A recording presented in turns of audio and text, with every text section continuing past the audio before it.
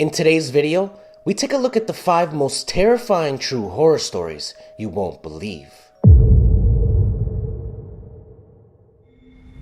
After moving into their $1.3 million home, a New Jersey family started receiving creepy death threats from someone who identified themselves as the Watcher.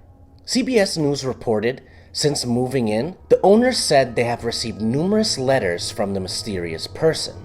The Watcher claimed the home has been the subject of his family for decades, and he has been put in charge of watching and waiting for its second coming. The new owners had several children, and the other letters asked if they found out what's in the walls yet, and that they're pleased to know their names now, and the name of the young blood they have brought to him.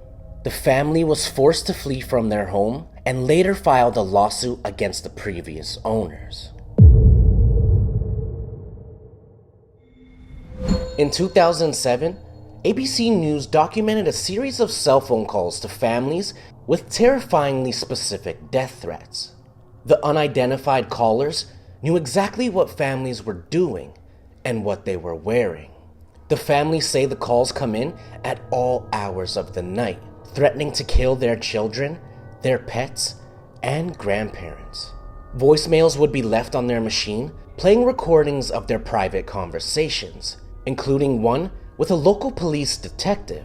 The caller knows, the family said, what they're wearing and what they're doing. And after months of investigating, police seemed powerless to stop them.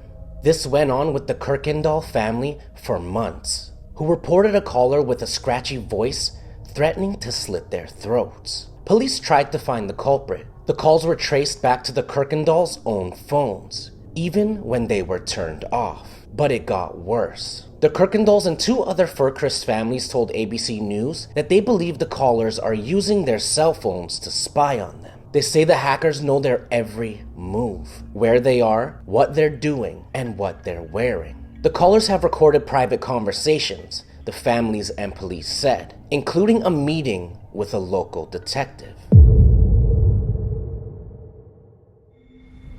The Indianapolis Star published a lengthy report on a family terrorized by 3 children, allegedly possessed by demons.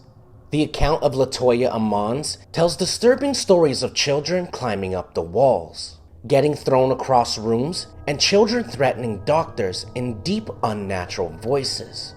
It would seem like something straight out of a movie, a work of fantasy.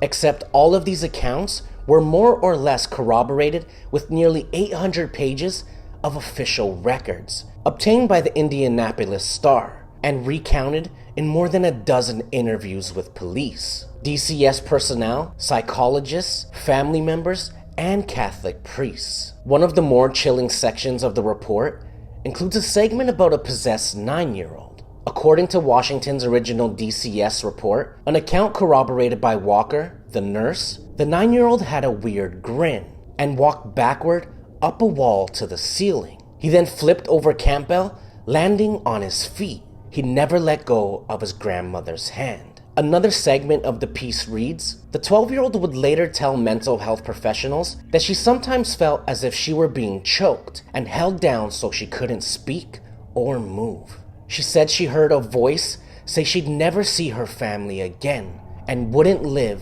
another 20 minutes. When the Brett Shui family decided to insulate their home in Auburn, Pennsylvania in 2015, they discovered that it had already been, with scores of dead animal carcasses. Fox reported the dead animals were wrapped in newspapers from the 1930s and 40s and were among half-used spices and other items. After removing the items, they sent hundreds of artifacts and carcasses to an expert in Kutztown. The expert attributed the rotting animals in their walls to powwow, or Dutch magic, a ritual originating in the culture of the Pennsylvania Dutch to treat ailments and gain physical and spiritual protection. The Pennsylvania Dutch were a group of German-speaking settlers to Pennsylvania in the 16 and 1700s, and are often of Lutheran, Mennonite, or Amish faiths. The Washington Post notes on the magic, many of the spells deal with the care of livestock, finding water, or treatment of minor ailments, reflecting the conditions and concerns of early American settlers. But powwow also has within it a tradition of dark spells, and even such things as conjuring demons. One notable ritual in their tradition is this hex to create loyalty in a dog. To attach a dog to a person, provided nothing else was used before to effect it, try to draw some of your blood and let the dog eat it along with his food, and the dog will stay with you. The mold found on the rotten carcasses in the Brett Shue home has caused illness among the family members, and they say that the odor hasn't gone away.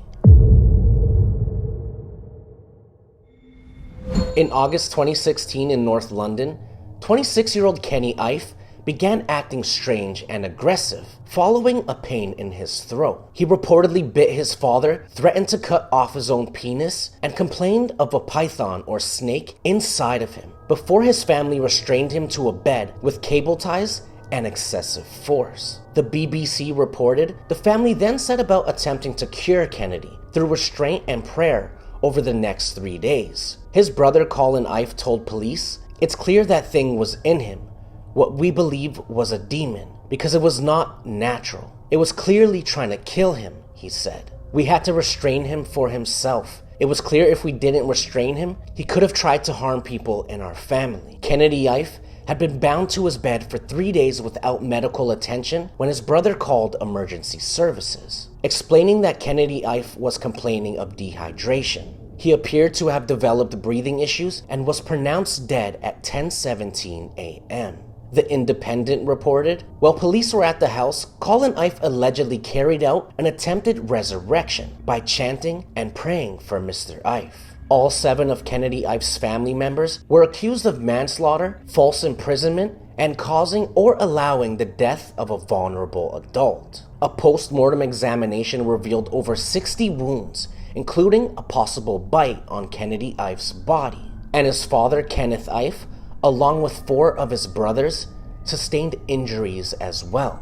The BBC reported Kenneth Ife told jurors he ordered his son to take shifts and use overwhelming force, but denied that any association with cults, occults, and secret societies played any part in the death. After a 4-day jury deliberation, all 7 family members were cleared of charges on March 14th, 2019. Now I want to know what you think about these 5 terrifying true horror stories down below in the comments.